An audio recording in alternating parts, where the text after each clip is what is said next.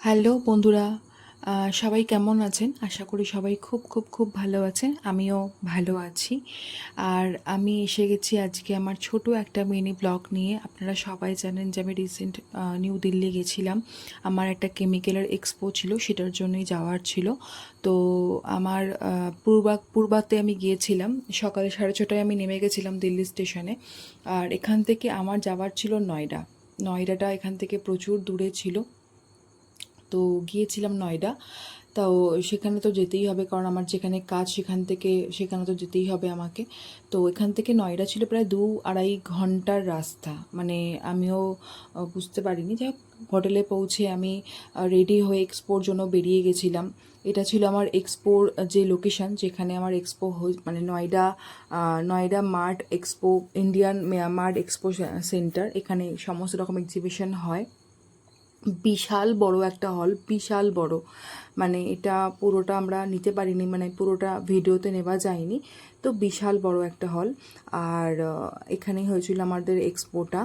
তো এটা হচ্ছে আমাদের এক্সপো যেখানে হয়েছিল। মানে এক্সপোটা আমার দেখুন এইভাবেই হয়। মানে আমি আগের ভিডিওতেও আপনাদের মতো দেখিয়েছিলাম। তো আমার এক্সপোটা ঠিক এইভাবেই হয়। বিভিন্ন রকম কোম্পানি আসে এখানে তাদের নিজস্ব প্রোডাক্ট নিয়ে। তো সব রকম কেমিক্যালই থাকে। আর একটা কথা বলি, আমরা কিন্তু যা ইউজ করি, ইভেন যেটা খাই, সেটাতেও কিন্তু কেমিক্যাল ইউজ হয়। মানে এটা আমি এই লাইনে আসার পরই, মানে এই জবে আসার পরই এটা আমি বুঝতে পেরেছি যে আমরা যা যা ইউজ করি সবটাতেই কেমিক্যাল ইউজ হয়। মানে ইভেন খাওয়াতেও পর্যন্ত। তো এটা বলে রাখলাম সবাইকে। তাই খাবার জিনিস একটু ভালো করে ওয়াশ করেই আপনারা খাবেন। কোনটাতে কেমিক্যাল আছে কোনটাতে নেই এটা বলা খুব মুশকিল, তবে সবকটাই ভালোভাবে দেখে ওয়াশ, বিশেষ করে যেগুলো বাজার থেকে আমরা কিনে, মানে যেগুলো আমরা মানে কিনে বা রান্না করে খাই, বিশেষ করে সেইগুলো, ইভেন মাছ পর্যন্ত আপনারা একটু ভালো করে ধুয়ে খাবেন।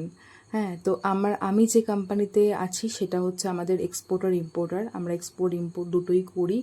তো আমরা বিভিন্ন রকম কেমিক্যাল, মানে ইন্ডাস্ট্রিয়াল কেমিক্যাল, ফুড কেমিক্যাল, মাছের কেমিক্যাল, মানে আমরা মাছ হচ্ছে থাইল্যান্ড, ভিয়েতনামে আমরা এক্সপোর্ট করি। তো সেটারই আমি ডিল করি। আর হয়ে গেল আমার এই কোম্পানিতে 6 বছর হয়ে গেল। খুব ভালোভাবেই আছি। ইভেন কাজটা খুব ভালো করে নিজের মতন করে ভালোবেসে শিখেছি বলেই হয়তো শিখতে পেরেছি। নাহলে কেমিক্যাল তো প্রচুর। আর এটা ছিল আমার ফার্স্ট লুক। আর তারপরেই চলে গিয়েছিলাম হোটেলে, ঢুকে একটু ফ্রেশ হয়ে রাজীব চক। রাজীব চকটা হচ্ছে দিল্লির এমনই একটা জায়গা যেখানে আপনার মানে এটা একটা, যেমন আমাদের স্প্লানেড যেমন একটা দেখতে, এটা দেখে কিন্তু আপনাদের ওরকমই লাগবে। তো আমি, আমার যে জুনিয়র গেছিলো একটু ভিডিও করে দিচ্ছিলো, তো ওকে আমি বলছিলাম যে আর কত ভিডিও তুমি আমার করবে। আর তারপরেই নেক্সট ডে আমার রিটার্ন ছিল। ভেবেছিলাম যে কিছুই দেখতে পারবো না, আমার টাইম ছিল না। কারণ ওই যে বললাম নয়ডা থেকে দিল্লিটা প্রচুর ডিস্টেন্স ছিল। তো অক্ষরধামে আমি গিয়েছিলাম, কারণ আমি এর আগে যতবারই দিল্লি গেছি আমি অক্ষরধামটা কখনো গিয়ে উঠতে পারিনি। ভীষণ ভালো লেগেছে। মেট্রো থেকে আমি অক্ষরধামে নেমে আমি রিক্সা করে নিয়েছিলাম। তো রিক্সা করে যাবার পরেই আমি অক্ষরধামে ঢুকলাম, কিন্তু ওখানে আমার ফোনটা জমা নিয়ে নিয়েছিল। তবে ভালো করেছিল, ফোনটা জমা নিয়ে নিয়েছিল। ফোনটা জমা না নিলে হয়তো ভালো করে জিনিসটা দেখতেই পারতাম না, নিখুঁতভাবে অক্ষরধামটা দেখতেই পারতাম না। এত সুন্দর করে নকশা করে কাজ করা, যেগুলো চোখে না দেখলে সত্যি মানুষ বুঝতে পারবে না। তো এই হচ্ছে আমার জুনিয়র পিয়ালি, যে আমার সঙ্গে পুরো দিল্লি ট্রিপটাই ছিল। তো আমার তো ভীষণ ভালো লেগেছে অক্ষরধামটা।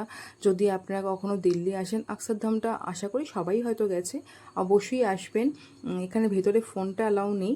আর এটা ছিল আমার মেট্রো, মানে রিটার্নের ড্রেস আর কি, দেখিয়ে দিলাম একটু। তো অক্ষরধামটা জাস্ট এইটুকুই বাইরে থেকে দেখাতে পারলাম, ভিতরে দেখাতে পারলাম না। তবে এটা চোখে দেখলেই সার্থক, ফোনে দেখলে কিছু বোঝা যাবে না। আমার তো খুবই ভালো লেগেছে, এত শান্তি। হয়তো ফোন টোন নেই বলে হয়তো শান্তি। চলো টাটা, বাই বাই।